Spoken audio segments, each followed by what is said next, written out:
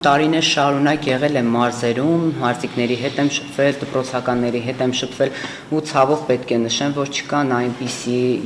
ենթակառուցվածքներ, որտեղ որ երեխաները կկարողանան զբաղվել սպորտով, հատկապես պրոֆեսիոնալ սպորտով։ Ինչի եմ շեշտում պրոֆեսիոնալ սպորտը, որովհետև մենք այնտեղ ունենք շատ լուրջ ներուժ, շատ մեծ պոտենցիալով երեխաներ, ովքեր կարող են հենց դառնալ պրոֆեսիոնալ մարզիկներ։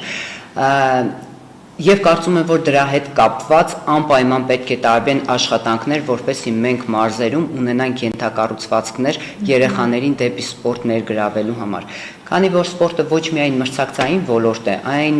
մշակույթ է, այն աննկարագրելի մեծ ժառանգություն է, որ մարդ կարող է ունենալ երեխան, թեկուզ ինչ-որ մի քանի տարի սպորտով զբաղվելով, ոչ թե դառնալով պրոֆեսիոնալ մարզիկ, այն շատ բան է տալիս մարդուն, իսկ ընդհանրապես որպեսզի մարդիկ կարողանան հնարավորություն ունենան եւ սպորտի մեջ լինել, կարծում եմ շատերը շատ մեծ սիրով իրենց առօրյայից կտրամադրեն ժամանակ մարզերում ապրողների մասին է խոսքը, եթե ունենան համապատասխան ենթակառուցվածքներ, այնպես որ եթե ուզում ենք զարգացնել մարզերում սպորտը, բնականաբար պետք է այնտեղ ենթակառուցվածքներ լինեն։ Հիմա դպրոցաշինության ծրագրերում վստահ եմ տեղյակ եք, որ ֆիզկուլտուրայի դահլիճների վերանորոգում կա, նոր սարքավորումներով հագեցում են եւ այլն, դա դպրոցականների ներգրավելու առումով, հա, իսկ ընդհանուր առմամբ մարզի բնակիչները որպեսզի կարողանան ներգրավել, ինձ հետաքրքիր ֆեդերացիաները ինչ անելիք ունեն, ոնց եք պատկերացնում, որպեսզի սպորտը ել ավելի ակտիվ լինի մարզերում։ Կարծում եմ ֆիթնես ակումբներ պետք է լինեն բնականաբար, եթե մեծերի ներգրավվածությունն ենք ուզում, եթե թեկուզ եւ ֆիթնես ակումբներ չեն, հնարավորինս ինչ-որ մարզակույք բակերում եւ դա դառնա, գիտեք, դա 1 օրվա կամ 2 օրվա կամ 1 տարվա աշխատանք չի։ Դա շարունակական աշխատանք է, սկզբում կարող է թվալ արդյունք չլինել, բայց երկարատև շարունակական աշխատանքի արդյունքում ես համոզված եմ, որ կգա մի սերունդ,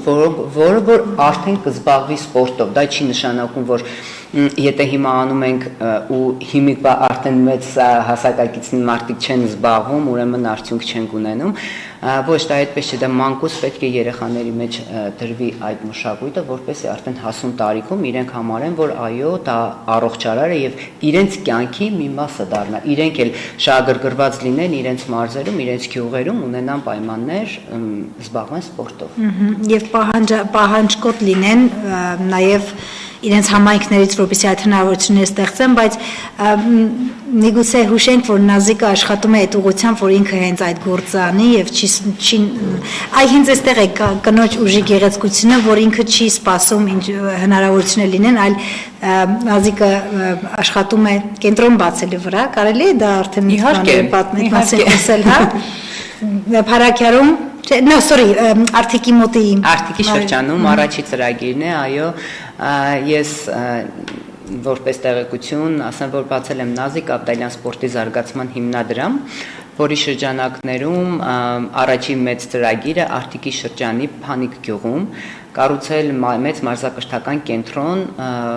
որի միջոցով երեխաները եւ ոչ միայն երեխաները հնարավորություն կունենան զբաղվել սպորտով, ինչու Փանիկ, քանի որ դա այն հատվածն է, որտեղից որ 23 գյուղից տրանսպորտային հասանելիություն կա, գյուղեր կան համայնքին չեն պատկանում, բայց էլի երեխաներին հասանելի է եւ 6000-ից ավել երեխա հնարավորություն կունենա գալ այցելել, դա ոչ միայն մարզադպրոց է, այլ մարզակրթական կենտրոն, քանի որ ներառված են նաև փափուկ հմտությունները, ամֆիթատրոնը լինելու, որտեղ երեխաները կարողանան դիտել ֆիլմեր, ներկայացումներ անել, ցուցահանդեսներ, որ մշակույթից էլ հեռու չմնան։ Ընդհանուր մի զարգացման կենտրոն է,